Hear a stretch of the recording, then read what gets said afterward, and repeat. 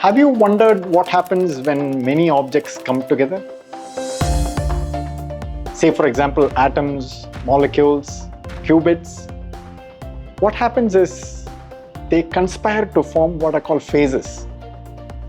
This is elementary. You must have seen this in your high school. Solids, liquids, gases. And there have been more interesting phases that can be formed with things like qubits, which are very important for both fundamental physics as well as technology such as quantum computation.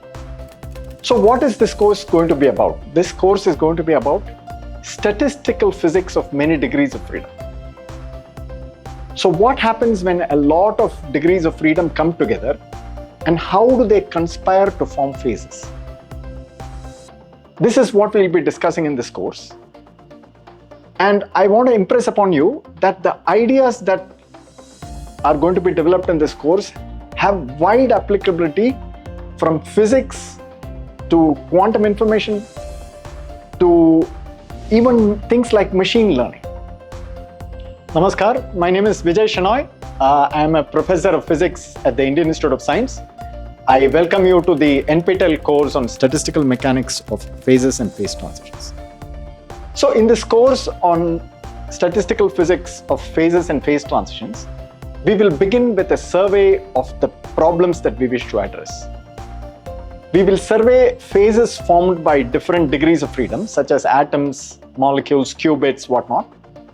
And we will discover that when they change phase from one phase to the other, there are certain special points where you get universal phenomena. What do we mean by universal phenomena is that systems forget what the degrees of freedom are causing the transition, and they tend to show certain universal behavior.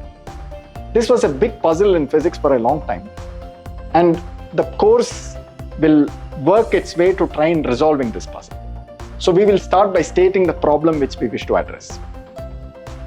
We will then go on to learn how to build models in a systematic way, and then we will work out certain special models that have come to fore in statistical physics. We will learn concepts of how to describe phases using notions of broken symmetry, the notion of an order parameter, and we will use these to describe phases in the simple models such as the Ising model that we will discuss. We will also learn certain very important numerical methods such as the Monte Carlo method, which is extremely useful not only in physics but in a variety of other areas of science and engineering. We will then go on to learn approximate techniques of analyzing problems, which will give us an overview and overall ideas of what sort of phases you can get starting from a set of degrees of freedom.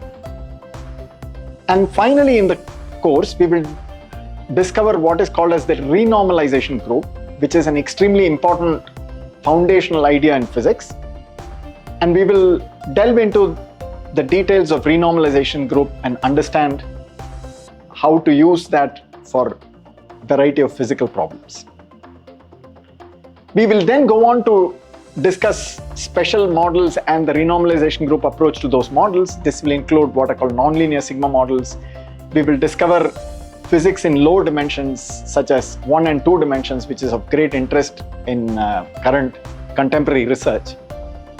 And finally, I will try to use some of these ideas to illustrate to you how we can understand, for example, behavior of quantum memories and how the ideas that we use in this course will help us understand the behavior of certain types of quantum memories. And hopefully we will also see some idea of how we can understand how a network, for example, learns to identify objects and so on.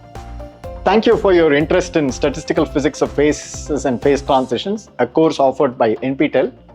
I'm sure that you will find this course useful, and I look forward to seeing you in the lectures.